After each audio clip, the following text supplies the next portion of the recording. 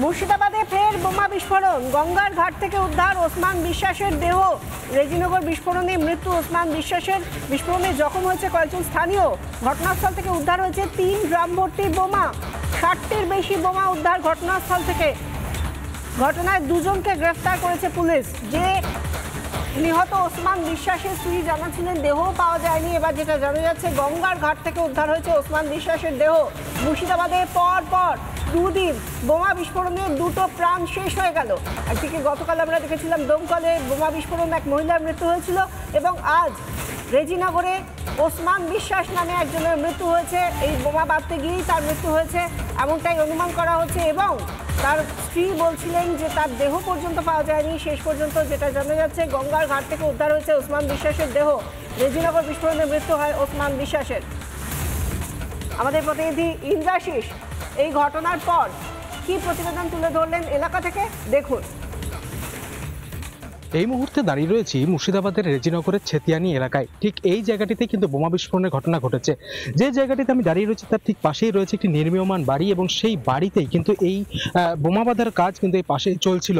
পাশে একটি বাঁশ ঝাড়, আমি দেখানোর কথা বলবো, ভিডিও চ্যানেলে যে ছবি দেখাচ্ছেন এখানে, সেখানে কিন্তু বাঁশ ঝাড়ও কিন্তু চোখে পড়ছে। অর্থাৎ এই বাঁশ ঝাড়ের আড়ালেই কিন্তু দীর্ঘদিন থেকে এই বোমা বাঁধার কাজটা চলছিল বলে এখনো পর্যন্ত স্থানীয় বাসিন্দাদের পক্ষ থেকে অভিযোগ উঠে আসছে। এবং এখানে যে ছবিটা দেখা যাচ্ছে, এখানে কিন্তু চেয়ার রয়েছে, একটি উনুন রয়েছে, এবং যেটা দেখা যাচ্ছে যে হাঁড়ি কড়াই সমস্ত কিছুই কিন্তু এই বাড়িটিতে এখনো পর্যন্ত রাখা রয়েছে।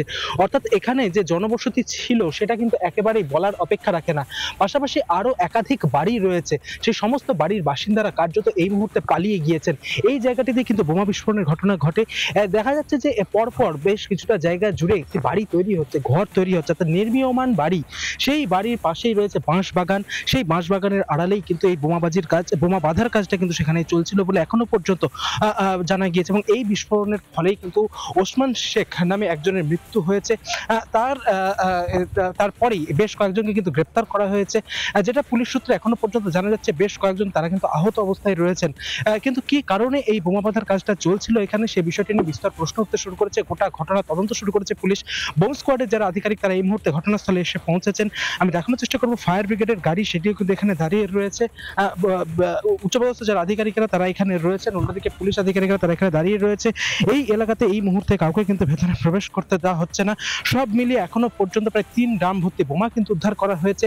একটি ড্রামে 20টিরও বেশি কিন্তু বোমা উদ্ধার করা হয়েছে, এবং সেগুলোকে ডিসপোজ ইতিমধ্যেই করা গিয়েছে। আরো 2 ড্রাম ভর্তি বোমা সেগুলো কিন্তু রাখা রয়েছে।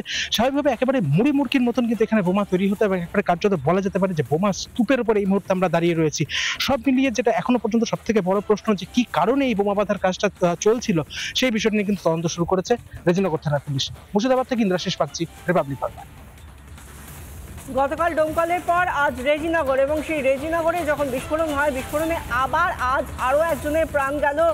ওসমান বিশ্বাস নামে একজনের প্রাণ গিয়েছে। যার স্ত্রী কিছুক্ষণ আগেও আমরা দেখছিলাম, তিনি বলছিলেন যে তাকে বোমা বাঁধতে গিয়েই তার মৃত্যু হয়েছে। বোমা বিস্ফোরণ হয় বোমা বাঁধতে গিয়ে, এবং সেখান থেকেই বলি হলেন ওসমান বিশ্বাস। এই ধরনের কাজকর্ম কি করে চলছে একটা এলাকায়, স্থানীয় একটা জনবসতিপূর্ণ এলাকায় এইভাবে বোমা বাঁধার কাজ চলছে, বোমার চাষ চলছে।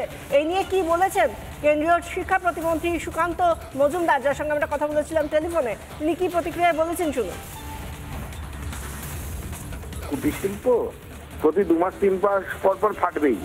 মুখ্যমন্ত্রী যতদিন আছেন আমাদের, ততদিন উনি প্রতি 2 মাস বা 3 মাস অন্তর অন্তর হয় কোথাও অবৈধ বাজি কারখানা, নয় অবৈধ বোম ফাটবে। এসব চলতেই থাকবে পশ্চিমবঙ্গে। এবং আমরা উমার বিদায় দিয়েছি, উমা আগামী বছর ফিরে আসবে।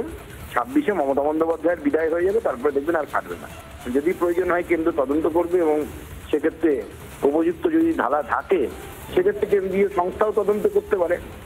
রাজ্য সরকারের উচিত তো কেন্দ্র সরকারের কাছে আবেদন জানানো, যে হারে একের পর এক বোমা ফাটছে, গোটা রাজ্যে একটা বড় কেন্দ্রীয় সংস্থা দ্বারা তদন্ত হওয়া। নানা ধরনের কন্টেন্ট দেখার জন্য লাইক করুন, শেয়ার করুন আমাদের ফেসবুক পেজ, সাবস্ক্রাইব করুন আমাদের ইউটিউব চ্যানেল। পাশাপাশি অন্যান্য ব্রেকিং নিউজের জন্য অবশ্যই চোখ রাখুন রিপাবলিক বাংলায়।